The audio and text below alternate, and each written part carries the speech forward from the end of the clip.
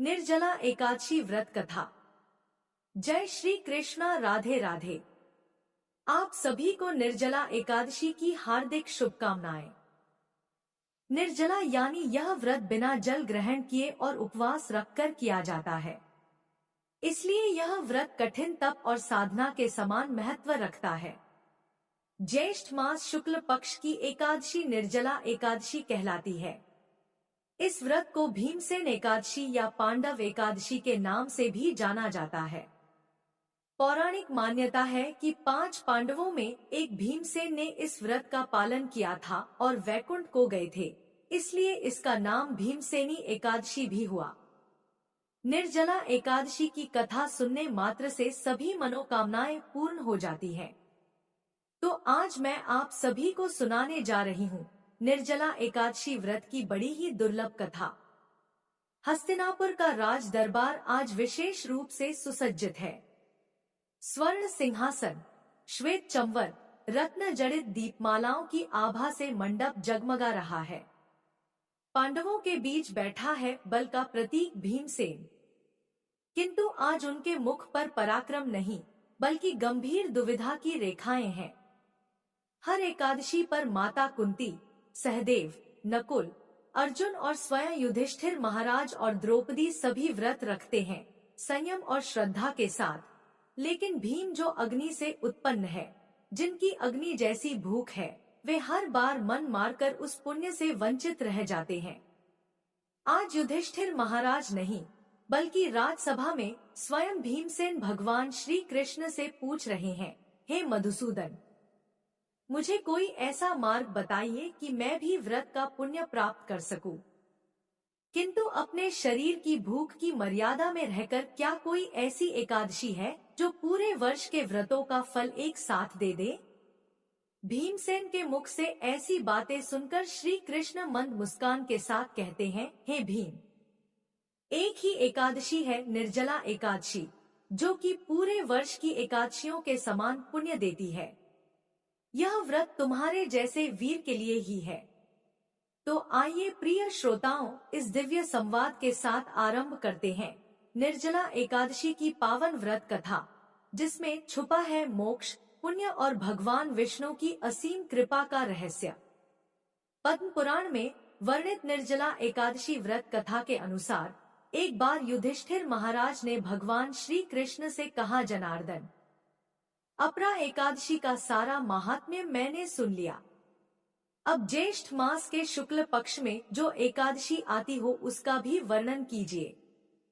भगवान श्री कृष्ण बोले, हे राजन, इसका वर्णन परम धर्मात्मा सत्यवती नंदन व्यास जी करेंगे, क्योंकि यह संपूर्ण शास्त्रों के तत्वज्ञ और वेद वेदांगों के पारंगत विद्वान है।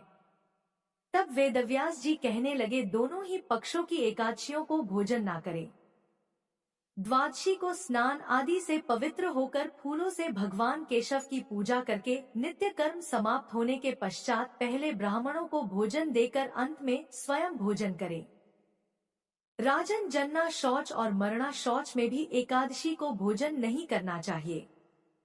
यह सुनकर भीमसेन बोले, परम बुद्धिमान पितामह, मेरी उत्तम बात सुनिए।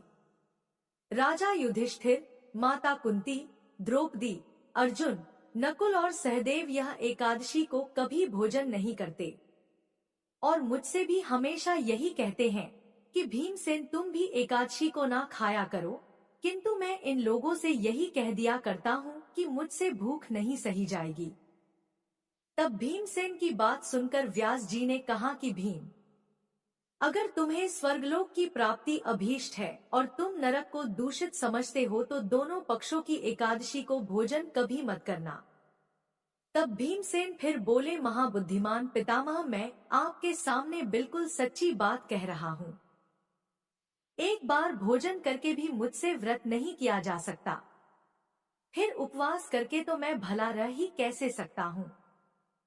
मेरे पेट में वृक नामक अग्नि सदा प्रज्वलित रहती है, इसलिए जब मैं बहुत अधिक खाता हूँ तभी यह अग्नि शांत होती है। इसलिए महामुनि, मैं वर्ष भर में केवल एक बार ही उपवास कर सकता हूँ, जिससे स्वर्ग की प्राप्ति हो जाए और जिसके करने से मैं कल्याण का भागी हो सकूं। मुनिवर, ऐसा कोई एक व्रत निश्चय करके बताइए, मैं उसका यथोचित रूप से पालन करूंगा। तब व्यास जी ने कहा, भीम ज्येष्ठ मास में सूर्य वृष राशि पर हो या मिथुन राशि पर शुक्ल पक्ष में जो एकादशी हो, उसका यत्न पूर्वक निर्जल व्रत करो। केवल कुल्ला या आचमन करने के लिए मुख में जल डाल सकते हो। उसको छोड़कर और किसी प्रकार का जल विद्वान पुरुष को मुख में नहीं डालना चाहिए, नहीं तो व्रत भंग हो जाता है। एकादशी को सूर्योदय से लेकर दूसरे दिन के सूर्योदय तक मनुष्य जल का त्याग करे तो यह व्रत पूर्ण होता है। इसके बाद द्वादशी को निर्मल प्रभात काल में स्नान करके ब्राह्मणों को विधि पूर्वक जल और स्वर्ण का दान करे। इस प्रकार सब कार्य पूरा करके जितेंद्रिय पुरुष ब्राह्मणों के साथ भोजन करे। वर्ष भर में जितनी एकादशियां होती हैं, उन सब का फल निर्जला एकादशी के सेवन से मनुष्य प्राप्त कर लेता है और इसमें बिल्कुल भी संदेह नहीं। शंख, चक्र और गदा धारण करने वाले भगवान केशव ने मुझसे कहा था कि यदि मनुष्य सबको छोड़कर एकमात्र मेरी शरण में आ जाए और एकादशी को निराहार रहे तो वह सब पापों से छूट जाता है। एकादशी व्रत करने वाले पुरुष के पास विशालकाय विकराल आकृति और काले रंग वाले दंड पाशधारी भयंकर यमदूत नहीं जाते। अंतकाल में पीतांबर धारी सौम्य स्वभाव वाले, हाथ में सुदर्शन धारण करने वाले और मन के समान वेगशाली विष्णु दूत आकर इस वैष्णव पुरुष को भगवान विष्णु के धाम में ले जाते हैं। हे भीम, माता निर्जला एकादशी को पूर्ण यत्न करके उपवास करना चाहिए। तुम भी सब पापों की शांति के लिए यत्न पूर्वक उपवास और श्री हरि का पूजन करो। स्त्री हो या पुरुष, यदि उसने मेरु पर्वत के बराबर भी महान पाप किए हो तो वह सब एकादशी के प्रभाव से भस्म हो जाते हैं। जो मनुष्य उस दिन जल के नियम का पालन करता है वह पुण्य का भागी होता है। उसे एक एक पहर में कोटि कोटि स्वर्ण मुद्रा दान करने का फल प्राप्त होता सुना गया है। मनुष्य निर्जला एकादशी के दिन स्नान, दान, जप, होम आदि जो कुछ भी करता है वह सब अक्षय होता है। यह भगवान श्री कृष्ण का कथन है। निर्जला एकादशी को विधि पूर्वक उत्तम रीति से उपवास करके मनुष्य वैष्णव पद को प्राप्त कर लेता है। जो मनुष्य एकादशी के दिन अन्न खाता है वह पाप भोजन करता है। इस श्लोक में वह चांडाल के समान है और मरने पर दुर्गति को प्राप्त होता है। जो ज्येष्ठ के शुक्ल पक्ष में एकादशी को उपवास करके दान देंगे वे परम पद को प्राप्त होंगे। जिन्होंने एकादशी को उपवास किया है वे ब्रह्मा हत्यारे, शराबी, चोर या फिर गुरुद्रोही होने पर भी सभी पापों से मुक्त हो जाते हैं। कुंती नंदन, निर्जला एकादशी के दिन श्रद्धालु स्त्री पुरुषों के लिए जो विशेष दान और कर्तव्य बताए गए हैं उन्हें भी सुनो। उस दिन जल में शयन करने वाले भगवान विष्णु का पूजन और जलमय धेनु का दान करना चाहिए अथवा प्रत्यक्ष धेनु या घृतमय धेनु का दान उचित है।